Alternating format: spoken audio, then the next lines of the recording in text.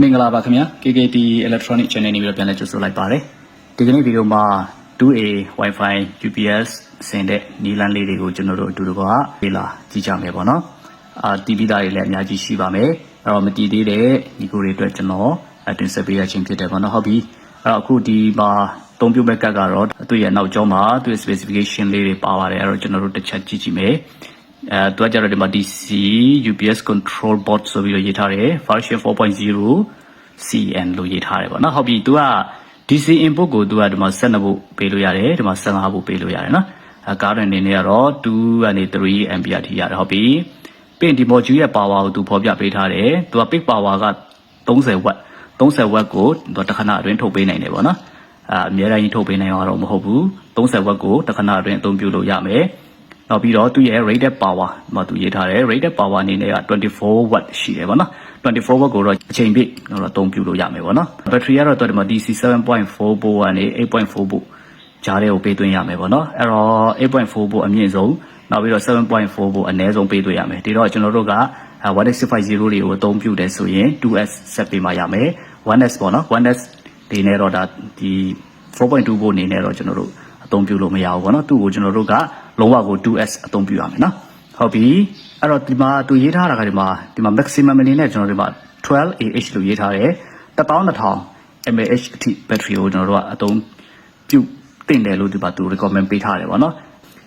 ်နောက်ပြီးတော့သူဒီမှာ output voltage ကဒီမှာသူဒီမှာဒီခဲရလေးနှစ်ခုကိုကျွန်တော်တို့က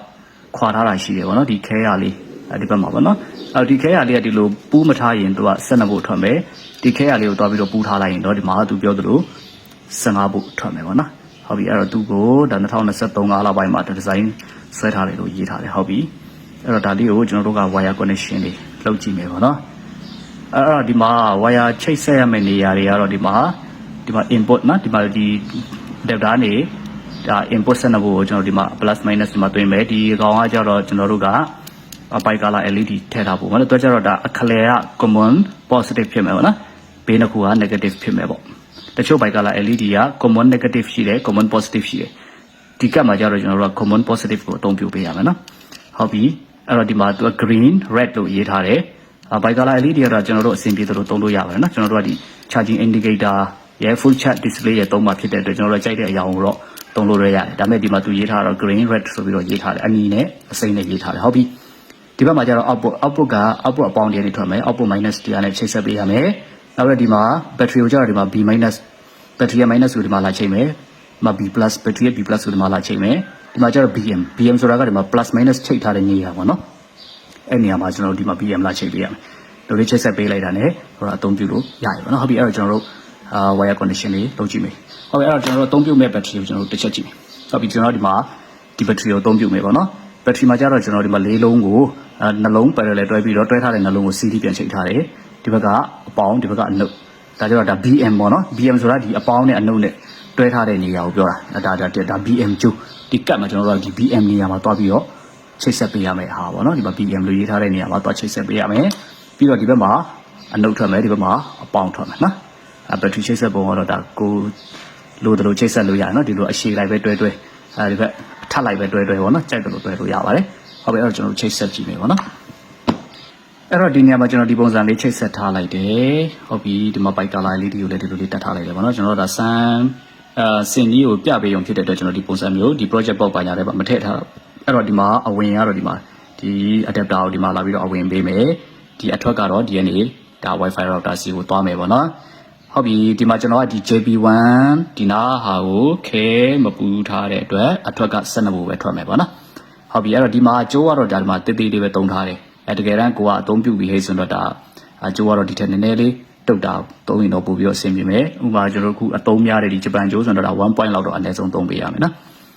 ်အထွက်ကျိုးကနောက်ပါကျွန်တော်2 ampere လောက်ထွက်မှာဖြစ်တဲ့အတွက်ပေါ့နော်ဟုတ်ပြီအဲ့တော့ကျွန်တော်ဒီမှာတော့ဒါ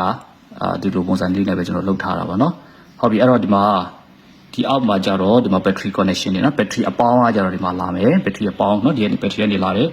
ဒီအပေါင်းဒီမှာလာမယ်အနုတ်ကတော့ဒီမှာလာမယ်ပြီးရင်အပေါင်းနဲ့အနုတ်နဲ့တွဲထားတဲ့နေရာ BM ပေါ့နော်ဒီ BM ဒီအပေါင်းနဲ့အနုတ်နဲ့ဒီမှာ battery အပေါင်းနဲ့အနုတ်နဲ့တွဲထားတဲ့နေရာက BM ကဒီကတ်မှာဒီ B- ရဲ့နားလေးမှာလာပြီးတော့ချိတ်ဆက်မယ်ဟုတ်ပြီဒီလိုချိတ်ဆက်ပြီးပြီဆိုတော့ဒါကျွန်တော်တို့ သုံးပြလို့ရပြီပေါ့နော်အဲ့တော့ကျွန်တော်ဒီမှာ Wi-Fi router နဲ့ချိတ်ဆက်ကြည့်ပါမယ်ကဲရပါတယ်နော်ဟုတ်ပြီအဲ့တော့ဒီမှာအဝင်ကိုလဲပဲဒါကျွန်တော်ချိတ်ဆက်ကြည့်လိုက်မယ်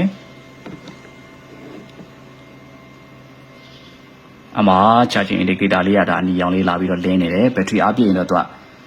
အစိမ်းရောင်ကိုပြောင်းသွားမယ်ပေါ့နော်ဒါဆိုရင်ကောင်းကောင်းမွန်မွန်အလုပ်လုပ်တာကိုတွေ့ရတယ်ပေါ့နော်ဟုတ်ပြီအဲ့တော့ဒီပုံစံလေးပါပဲပေါ့နော်ဒီ 2A Wi-Fi UPS စင်တာကဟိုလိုကြီးခက်ကြီးမဟုတ်ပါဘူးပေါ့နော်ဒီ 1A စင်တက်တဲ့လူဆိုရင်တော့ဒါစင်ရတာကလွယ်ပါတယ်1A နဲ့ကွာသွားတာကသူကဘာကွာသွားမလဲဆိုတော့ဒီဘက်ထရီချိတ်ဆက်တဲ့နေရာမှာသူက 1A ကကျွန်တော်တို့ parallel တွဲရတာပေါ့နော် parallel တွဲလိုက်တယ်သူကကျတော့ 4.2 volt ပေါ့ဒီ series တွဲစားမလို့ပေါ့နော်ဒီ 2A မှာကျတော့ကျွန်တော်တို့ကဘက်ထရီကို series တွဲသုံးရမယ် 2S ပေါ့နော်8.4 volt ထိ power supply ပေးရမှာဖြစ်တဲ့အတွက်ကျွန်တော်တို့ကဒီ 2A ကတ်မှာကျတော့ဘက်ထရီကို series တွဲပေးရမယ်ပေါ့နော် 2S ဖြစ်သွားမယ်နောက်ပြီးတော့သူ့ရဲ့ charger ပေါ့နော်ဒီ charger ဒီအသွင်းတဲ့ဒီ adapter ကောင်းကလည်းပဲဒါကျွန်တော်တို့အနည်းဆုံး 2A ကနေ 3A လောက်ထိရှိရမယ်ပေါ့နော်အဲ့ဒါကိုအသုံးပြုပြီးတော့မှဒါကျွန်တော်တို့ဒီပုံစံဆိုရင်ရသွားပြီအဲ့တော့ကျွန်တော်တို့ကဒါ box test ဆင်မယ်ဆိုရင်တော့ဒါကျွန်တော်တို့ဒီမှာပါတီထားလို့ရလဲဆိုရင်battery level indicator တွေကိုကျွန်တော်တို့ကထည့်လို့ရသေးတယ်battery level indicator တွေကိုကျွန်တော်တို့ကထားမယ်ဟေ့ဆိုရင်တော့ကျွန်တော်တို့ဒီကြားထဲမှာပေါ့နော်ဒီ battery ဒီကနေပြီးတော့ကျွန်တော်တို့ဒါထုတ်ယူပြီးတော့မှ battery level indicator စီကိုတွားလို့ရတယ်ဒါပေမဲ့တခုရှိတာကဒီမှာကျတော့ battery က 2S ဖြစ်သွားတဲ့အတွက် battery level indicator မှာကျတော့เนาะဒီ 1S နဲ့ 8S ထိတွဲသုံးလို့ရတဲ့နေရာမှာကျွန်တော်တို့က 2S နေရာကိုတွားပြီးတော့ခဲပူးပေးရမှာပေါ့နော် 1S ကိုကျွန်တော်တို့ကခဲတွားပူးပေးလိုက်ရင်ကျွန်တော်တို့ကပြတာကမှန်မှာမဟုတ်တော့ဘူးအဲ့တော့ကျွန်တော် 2S မှာတွားပြီးတော့ခဲတွဲပေးရမှာပေါ့နော်အဲ့လိုတွဲပေးလိုက်ရင်သူနဲ့က battery တွေကလည်း 2S ဟိုကတွဲထားတာလည်း 2S ဆိုတော့အဲ့မှာအဲ့ဒါကြောင့်ပါပဲသူကအဆင်ပြေပဲပေါ့နော်တွဲပုံတွဲနည်းရတော့ဒီပုံစံလေးပါပဲเนาะဟုတ်ပြီအဲ့တော့ဒီကနေ့ကျွန်တော်တင်ပြပေးခဲ့တဲ့အကြောင်းအရာလေးကိုနားလည်သဘောပေါက်ကြမယ်လို့ထင်ပါတယ်အဲ့တော့နောက်ဗီဒီယိုတွေမှာဒီထက်ကောင်းတဲ့ season တွေနဲ့ကျွန်တော်တို့ပြန်ပြီးတော့တွေ့ပါမယ်အားလုံးကိုကျေးဇူးတင်ပါတယ်